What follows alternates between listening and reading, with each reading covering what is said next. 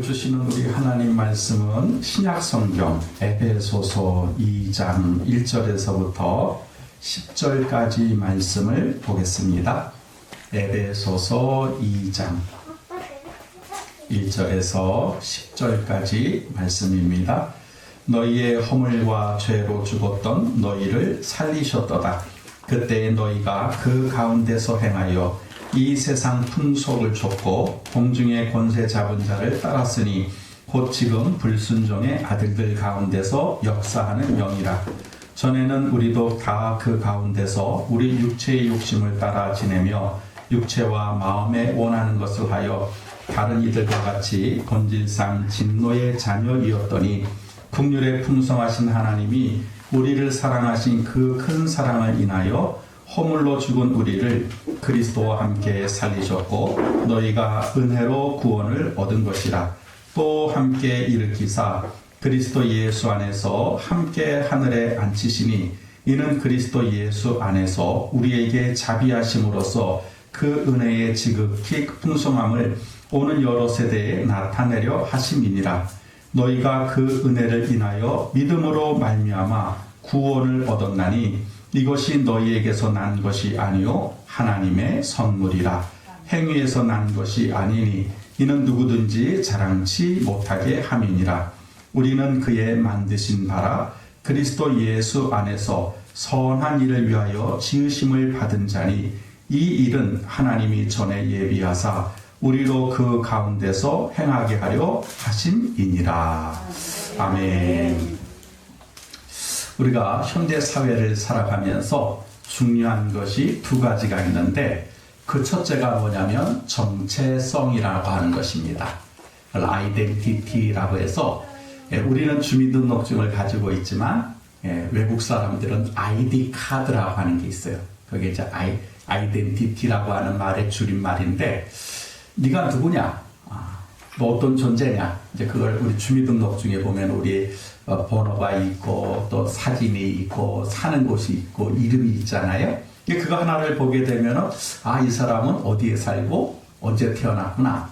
그걸 알 수가 있는 것처럼 그걸 이제 정체성이라고 하는 것이죠. 이 정체성이 뭐냐면 나는 누구인가 하는 게 나는 누구인가. 내가 누구인가를 갖다가 여러분 그거를 정확하게 알아야 돼요. 만약에 내가 누구인지를 모르게 되면 그럼 이게 정체성이 흔들린다 그래요. 사람이 자기가 누구인지를 모르며 살아간다는 것만큼 불행한 것은 없는 것 같아요. 그런데 어떤 사람은 내가 누구인지에 대해서 정확하게 알고 있다 그러면 그 사람은요 자기의 존재감에 대해서 또 자기의 어떤 상황에 대해서 파악을 할 수 있기 때문에 인생을 올바르게 살아갈 수가 있는 것이죠. 그래서 이 사람에게는 정체성이 중요합니다. 나는 누구인가. 두 번째는 소속감이라고 하는 거예요. 소속감. 나는 어디에 있으며 어디에 속해 있고 어느 위치에 서 있느냐. 이거를 알아야 돼요. 내가 누군지를 정체성을 알았다면 두 번째는 소속감이 필요하다 이 말이죠. 내가 지금 뭘 하고 있는 거지? 어디에 있는 거지? 지금 어디를 향하고 있는 것이지? 그거를 알게 되면 인생에 대해서 우리가 행복할 수가 있고 또 자신 있게 인생을 살아갈 수가 있습니다. 그래서 우리가 사람에게는 딱 두 가지가 필요하다는 거예요. 정체성이 필요하고 소속감이 필요합니다. 왜냐하면 우리 인간은 사회적 동물이기 때문에 그래요. 우리가 짐승과 달리 사회적 동물이기 때문에 나의 정체성과 소속감을 알을 때 그럴 때 비로소 인간다운 삶을 살게 되고 행복을 추구할 수가 있다는 것입니다. 오늘 우리가 읽었던 에베소서 2장은요. 여러분 우리의 과거, 현재, 미래가 기록이 되어 있어요. 근데 특별히 여러분 에베소서 전체에는요 중요한 단어가 하나가 나오는데 그 단어가 뭐냐면 in Christ예요. 예수 안에서, 그리스도 안에서 혹은 그리스도 예수 안에서라고 하는 말이 무려 35번이 기록이 되어 있습니다. 그리고 이 2장에서만 해도 우리가 2장 1절에서부터 10절까지 읽었는데 그 안에서만 해도 그리스도 예수 안에서라고 하는 말이 3번 기록이 되어 있어요. 그러니까 그리스도 예수 안이라고 하는 것이 굉장히 중요하다라고 하는 것을 이 에베소서는 우리에게 말씀하고 있는 것입니다. 그럼 반대로 뒤집어 보게 되면 그리스도 예수 안에 있는 것이 있고 그리스도 예수 밖에 있는 것이 있다는 것이죠. 그러니까 성경 에베소서 2장 그래요. 우리가 과거에는 그리스도 예수 밖에 있었다는 거예요. 이게 12절에 나와요. 우리 2장 12절에 보니까 너희가 그때에 그리스도 예수 밖에 있었다 그래요. 그 그리스도 예수 밖에 있었던 우리 과거의 모습은 어땠냐는 거예요. 1절에 보니까는 너희가 죄와 허물로 죽었다는 거예요. 이미 죽은 존재였다는 거예요. 그 왜? 그때는 너희가 공중권세를 잡은 자를 따라다녔다는 거예요. 그러니까 마귀에게 속해 있어가지고 본질상 진노의 자녀였다. 이게 그리스도 예수 밖에 있었던 우리의 정체성이에요. 그때는 전혀 소망이 없고 이 세상의 것만 쫓아다녔던 그런 존재였다는 거예요.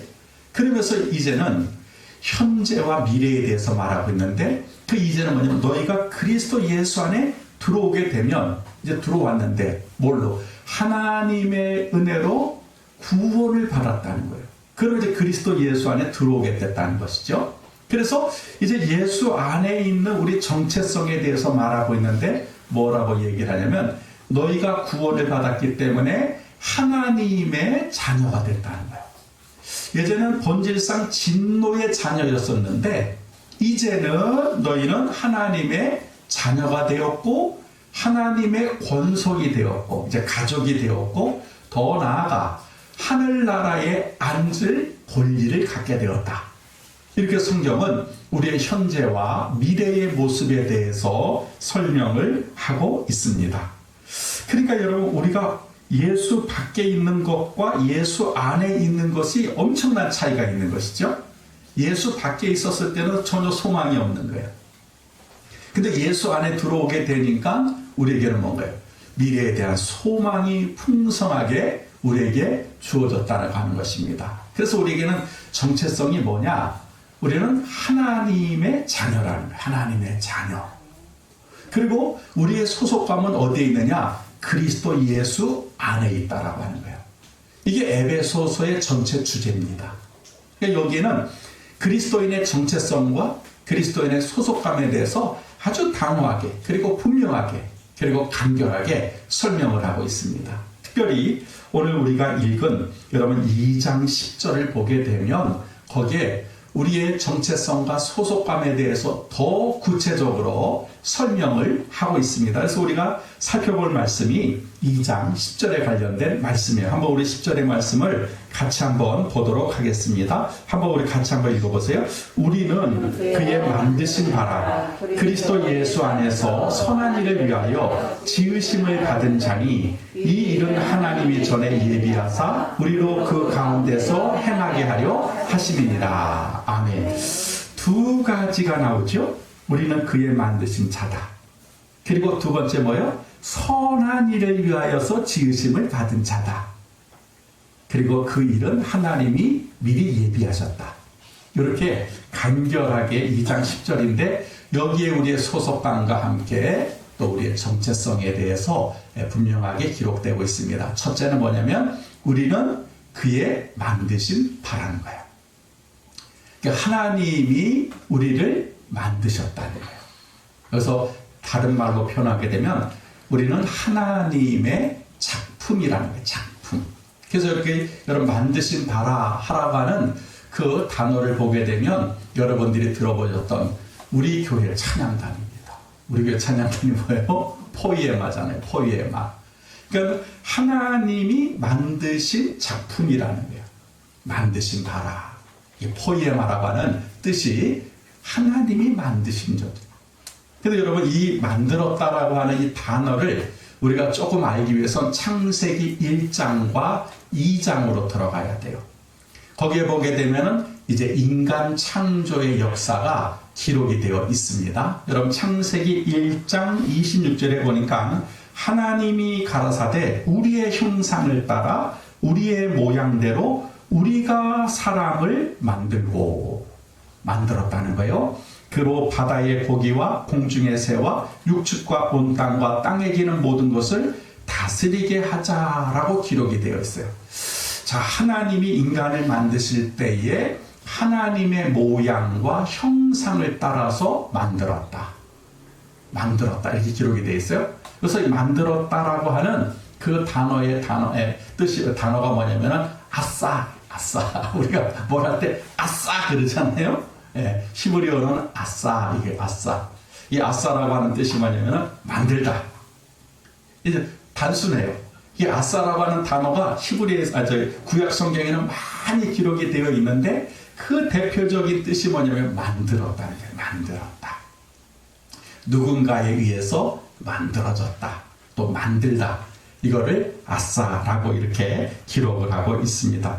자, 1장 26절에서는 우리가 사람을 만들고라고 되어 있다면 1장 27절은 또 단어가 바뀌어요. 그 바로 뒤에 뭐냐면 하나님이 자기 형상, 곧 하나님의 형상대로 사람을 만들고가 아니라 창조하시되 남자와 여자를 창조하시고라고 기록이 돼요. 바로 앞절에서는 사람을 만들고 아싸라는 단어를 썼다면 두 번째는요, 창조하시되, 만드는데 창조했다는 거예요. 창조.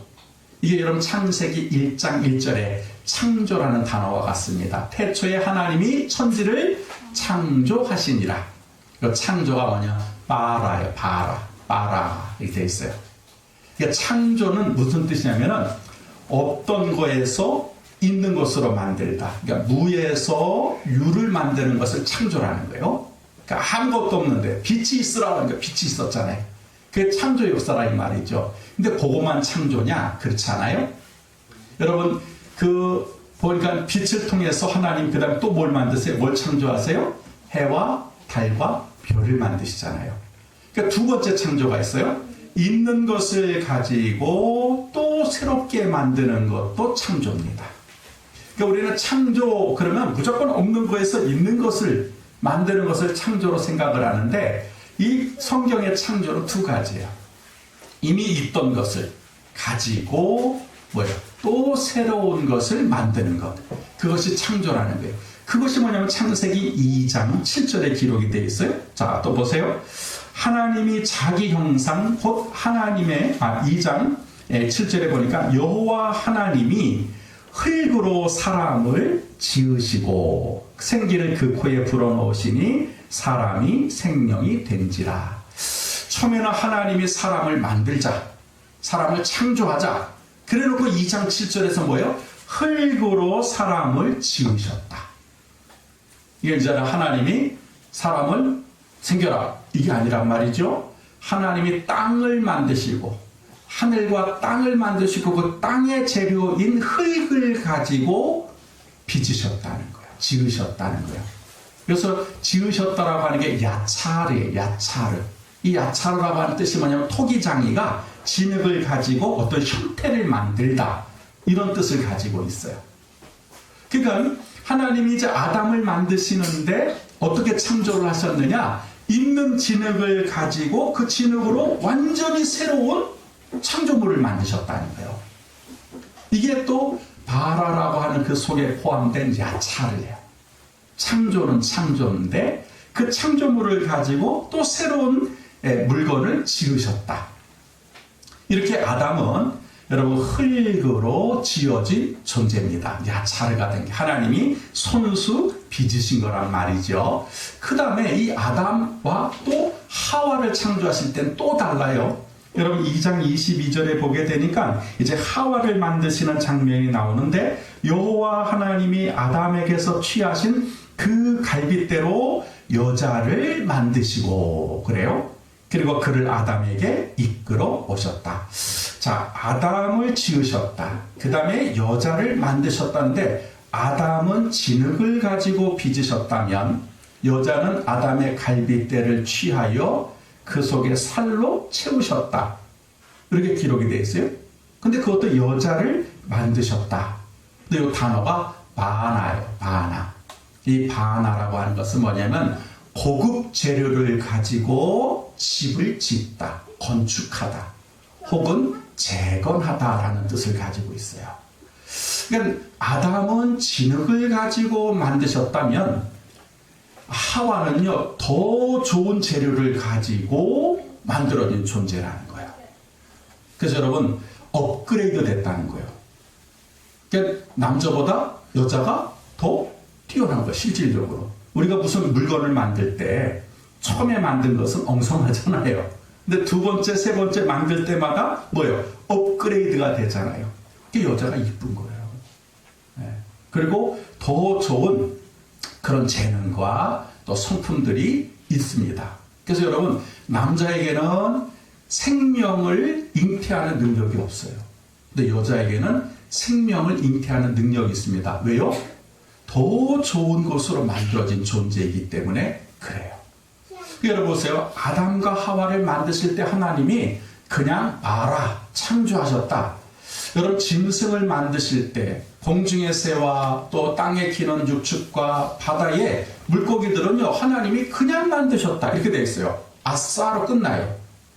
근데 이 사람을 만드시는 장면을 한번 보십시오. 아싸, 바라, 야차르, 바나. 이 사람은 어떤 존재라는 거예요? 복합적인 존재고 아주 하나님이 심혈을 기울여서 만든 존재가 사람이라는 거예요. 여러분, 창세기 2장에 보면 하나님이 사람을 만드시놓고는 뭐라 그래요? 보시기에 심히 좋았더라, 이렇게 돼 있어요. 다른 것을 만들 때 보시기에 좋았더라 이렇게 돼 있는데, 사람을 만들고 나서는 어떻게 됐어요? 보시기에 심히 좋았더라. 하나님 만족하셨다, 이 말이에요. 그러니까 여러분, 오늘 우리가 성경에 읽었던 우리는 그의 만드신 바라, 하나님이 만들어진 존재인데 그냥 단순하게 만들어진 존재가 아니라는 거예요. 그래서 여기서 만드신 바라고는 호이에마라고 하는 뜻이 히브리어의 아싸와 바나에 해당이 됩니다. 하나님 만드셨는데 가장 좋은 재료를 가지고 만드셨다는 거예요.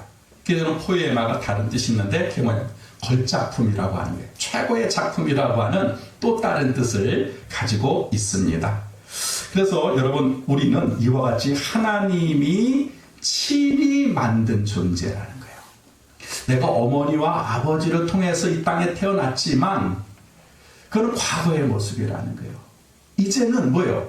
하나님이 우리를 다시 재창조를 하셨는데 어떻게 재창조하신 거예요? 최고의 걸작품으로 우리를 재창조하셨다는 거예요. 네. 그러니까 여러분, 이것이 우리의 정체성이라는 거예요. 내가 단순히 그리스도인이 아니에요. 내가 단순히 예수 믿는 자가 아닙니다.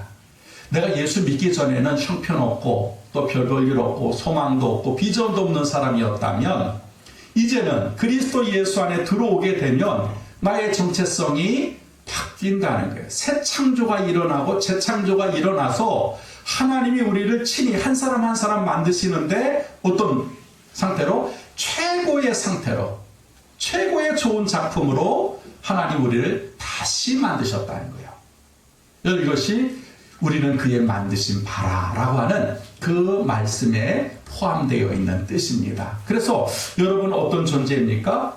하나님으로 말미암아 구원받은 그런 존재인데 어떤 존재? 최고의 존재라는 거예요. 누구와 비교할 수 없는, 또 누구와 바꿀 수 없는 그런 존재가 바로 여러분이다, 그리스도입니다. 이것이 오늘 성경에서 우리에게 말씀하고 있습니다. 그리고 여러분이 그런 존재라는 거예요. 이것이 우리의 정체성입니다. 두 번째 또 뭐라 그랬어요?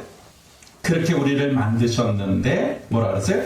선한 일을 위하여서 우리를 지으셨다, 이렇게 되어 있어요. 선한 일을 위해서 만들긴 만들었는데, 최고의 작품으로 만들었는데 그냥 하나님이 심심해서 또 시간이 남아서 그렇게 만든 것이 아니라 분명한 목적이 있다는 거예요. 그 목적이 뭐냐면은 선한 일을 위하여서 우리를 만드셨다. 근데 만드셨다가 아니라 성경에 보니까 지으셨다, 이렇게 됐잖아요. 여러분, 앞에서는 우리를 만드신 바라 포이에마로 되어 있지만 두 번째는 선한 일을 위하여 지음을 받았으니 지었다는 거예요. 창세기와 비슷하지요. 만들다, 창조하다, 짓다 이렇게 된 것처럼 지으셨다는 거예요. 이게 지으셨다는 크티조예요. 영어로 말하면 create 되는 거예요. 창조하다는 뜻이 있어요. 그러니까 하나님이 우리를 create, 창조했다는 거예요. 그래서 여러분 히브리에 속하는 단어가 뭐가 되냐면요. 또 다른 바라와 야차래, 창조하는, 진짜 없는 것을 있는 것을 가지고 새 창조하는 그런 뜻을 가지고 있습니다. 이것이 하나님이 사람을 창조한 목적이라는 거예요. 여러분 창세기는 뭐예요? 이 모든 만물을 정복하고 통치하고 다스리기 위해서 사람을 만드셨다는 거예요. 목적이 있어요. 창세기에. 근데 신약에 오게 되면 하나님이 사람을 재창조한 목적이 있는데 그 목적이 뭐예요? 선한 일을 하기 위하여서 사람을 만드셨다는 거예요. 자, 이제 창세기 구약의 히브리 사과는 어떻게 되어 있냐면 너희는 가서 땅을 정복하고 통치하고 다스리라. 공격적이에요. 공격적. 예. 그런데 신약으로 넘어오게 되면 그게 아니에요. 막 정복해라. 뭐 통치해라, 다스리라가 아니라가 뭐예요? 너희는 세상에 나가서 하나님의 선한 일을 하라는 거예요. 선한 영향력을 발휘하라는 거예요. 내가 그 일을 위하여 너희를 불렀고 너희를 구원했고 너희를 재창조하였다. 이것이 여러분 성경의 말씀이에요. 그게 이제는 우리가 뭐예요? 정복하고 다스리고 통치하는 거는 그거는 이제 구약적인 사관이에요. 근데 신약은 뭐예요? 사랑하는 거예요. 사랑하고 선을 베풀고 그것이 바로 하나님이 우리를 부르신 목적이다 하는 것입니다. 그래서 하나님은 우리가 선한 일을 하기 위해서 우리를 구원하셨다는 거예요. 그리고 지금 우리가 선한 일을 하기를 하나님은 원하고 계십니다. 그런데 조건이 있어요. 무조건 가서 선한 일을 한다라고 해서 그것이 하나님의 목적에 부합되는 것이 아닙니다. 반드시 조건이 있는데 그게 뭐냐면 그리스도 안에서요. 그리스도 안에서. 자, 다시 한번 10절을 보세요. 우리는 그의 만드신 바라 그리스도 예수 안에서 선한 일을 위하여 지으심을 받은 자라는 거예요. 그러니까 선한 일을 하는데 기준이 있다는 거예요. 기준. 어떤 기준? 예수 안이라고 하는 기준이 있다는 거예요. 여러분, 우리만 선한 일을 하느냐? 그렇지 않아요. 세상 사람들도 보면 나름대로 선한 일을 얼마나 많이 합니까?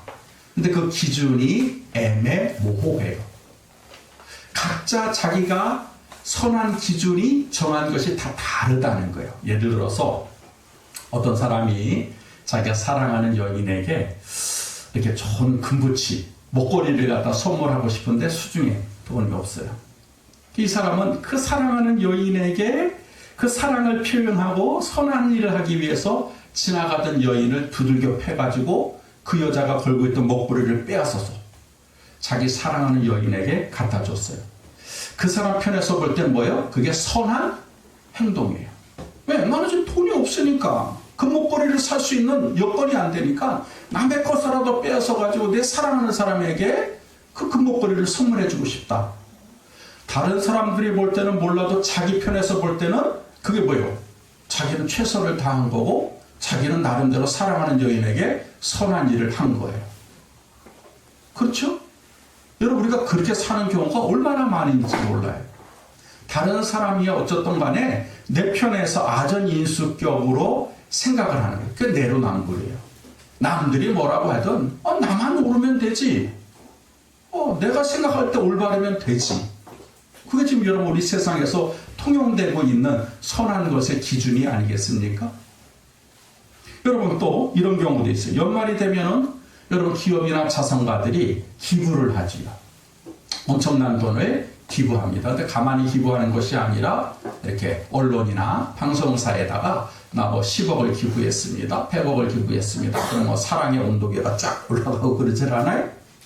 근데 그렇게 여러분 그 기부를 하는 데에는 물론 어려운 사람을 도와주겠다라고 하는 그런 선한 뜻이 있지만 그 속내는 그렇지 않아요. 세금 포탈이에요.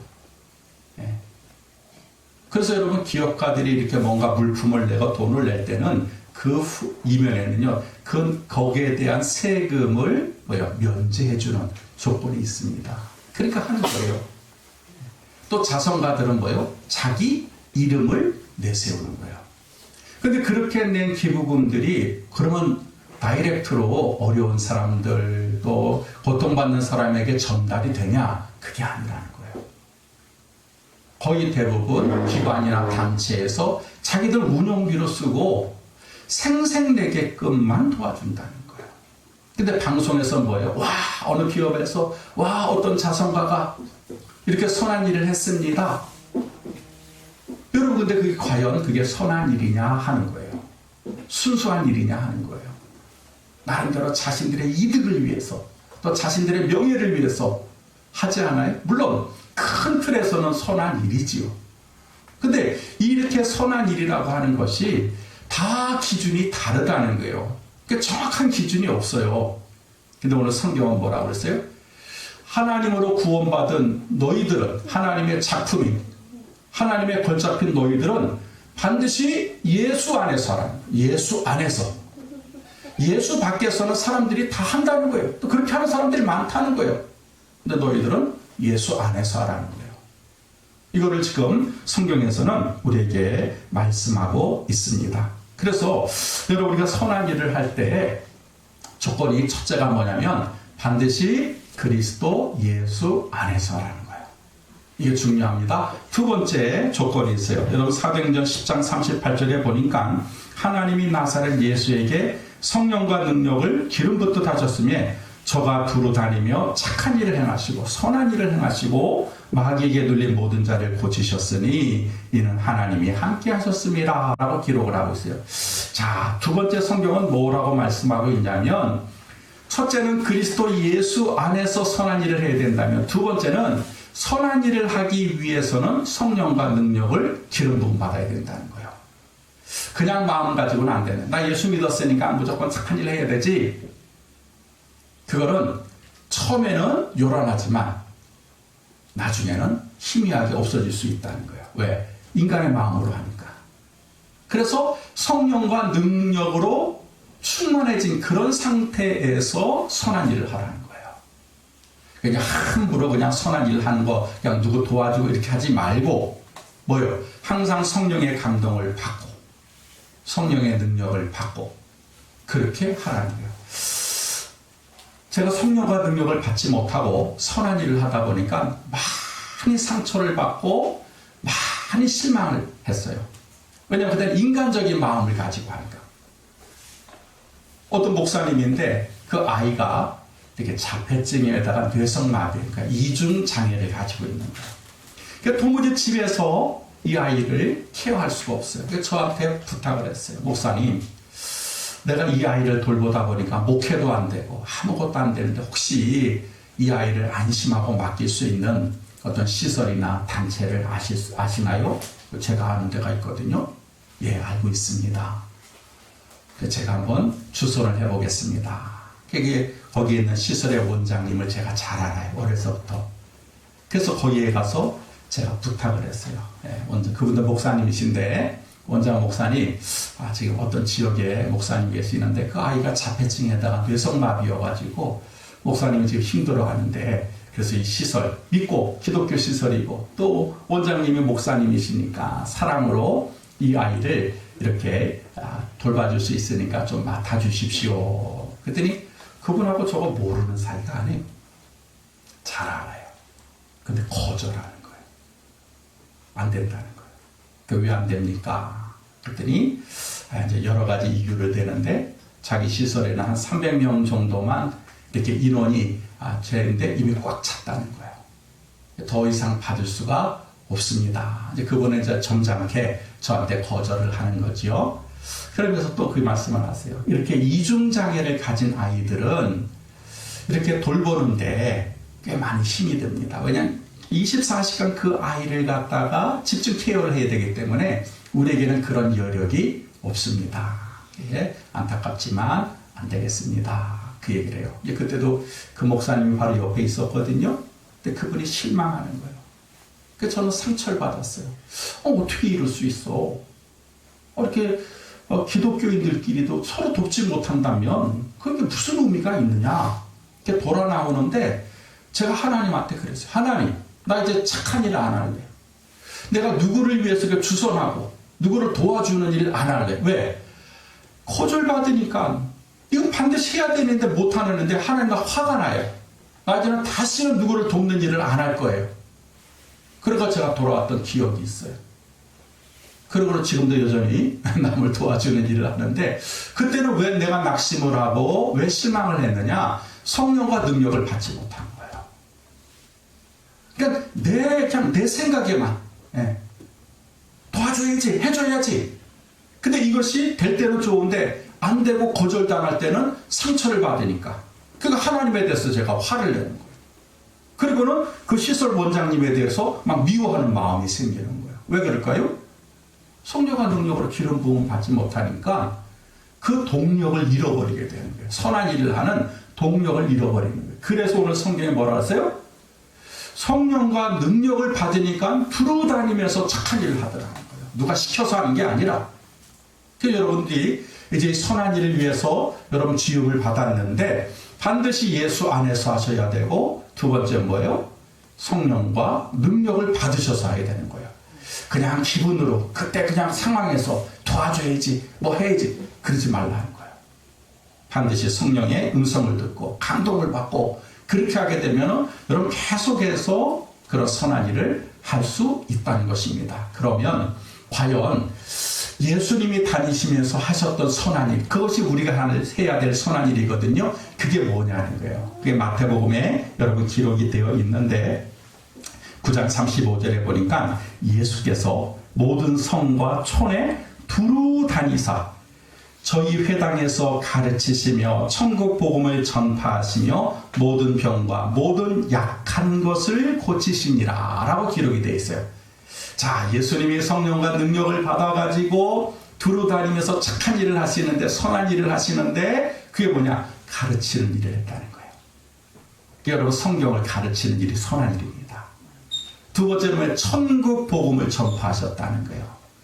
여러분 그 세례 요한과 예수님이 제일 먼저 하신 일이 뭐예요? 회개하라 천국이 가까웠느니라.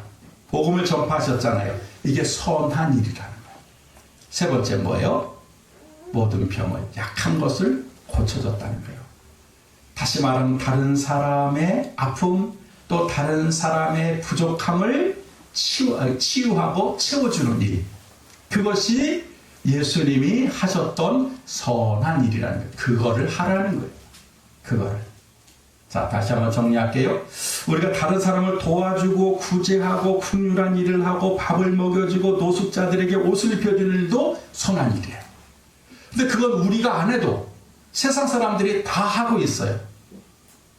물론 우리도 그 일을 해야 됩니다. 근데 그걸로만 선한 일이라고 하는 것이 아니라는 거예요. 성경에서 말하는 선한 일은 그런 일도 하지만 거기에 더하여서 가르치라는 거예요. 하나님 말씀을 가서 모르는 사람에게 가르치고 천국 복음을 선포하고 그런 거예요.